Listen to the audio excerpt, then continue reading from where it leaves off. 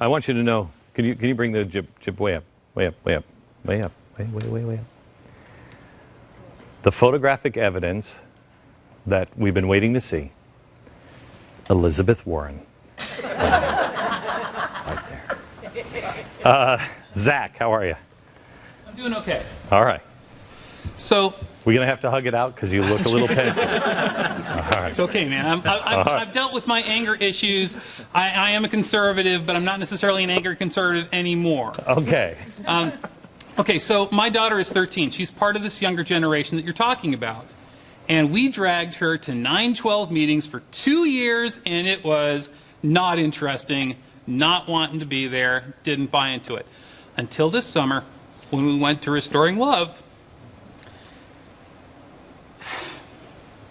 and I started pointing the artifacts out to her, and the Liberty Bell, and the Honus Wagner card, and that picture over there of George Washington and Valley Forge, and she caught fire. And she's been really super interested in it, and last night went to bed before they called Ohio. So she got up this morning and she didn't know. And I had to tell her this morning what happened. She was like, "Dad, you're scaring me." I said, "I don't mean to scare you, honey, but that thing we were hoping wouldn't happen kind of did." And seeing the tears in her eyes and the disappointment, and the thing she asked me was, did we not pray enough? What do I do as a dad to that? How do I keep her encouraged?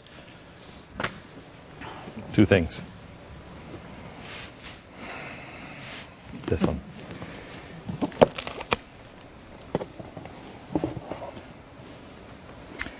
This is from the British Museum. This is from 1552. This is, where's the camera? I can show. This is the New Testament. The face of Christ is blotted out in each because of the Puritans that owned it. This went into the British Museum in 1770, so before we were a country, this was a museum relic. This is a William Tyndale Bible. Did he not pray enough? He was burned at the stake. Did he not pray enough? He did. Yeah. God answers our prayers in really sucky ways. Amen to that. You ask for humility, man, he will give it to you in spades. So this is my fault for praying for humility is what you're saying. No, you didn't pray for humility, did you? Meekness and submissiveness to his will. So you are a fool. Witch! Yeah, he will, and you know what? I think a lot of us, because I did too, I prayed that we may, but please always phrase it this way. I learned the hard way. In the most gentle way possible, could you teach us humility? But that's what he's teaching us. And when we're humble again, we will. I want to show you this too, and I don't have the hymnal that goes with this, because I wasn't planning on telling this story today, but this goes with that. This is a Bible that was presented to William Clayton with Christian affection by a woman in London, England. And it's a polyglot Bible. And he had this.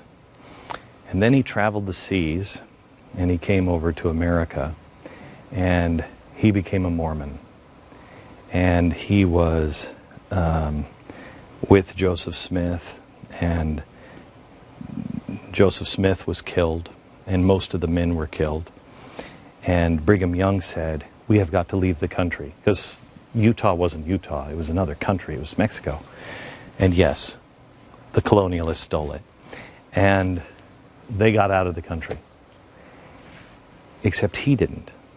his pregnant wife was told to go over the mountains in the middle of the winter. But Brigham said, William, you have to stay and help others.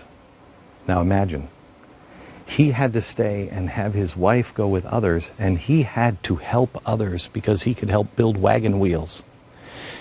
He was in winter quarters, Nebraska. People were literally digging graves for their children with their hands. It was horrible. Inside this Bible, it names his child, born January 12th, 1847, winter quarters, Nebraska, USA.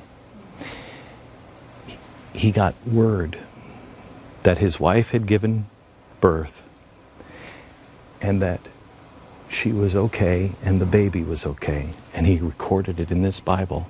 This Bible later went to that son. But it's with this Bible, and I believe with this bookmark, that he wrote my favorite hymn of all time, called Come, Come, Ye Saints. If you don't know it, I urge you to go online and look at the words. It basically is, how can we feel anything but joy? We can feel sorry for ourselves, we can say we got problems, but even if we die, happy day, all is well. It's one of the most powerful songs I've ever heard because I know who he was when he wrote it. I know what he had seen when he wrote it.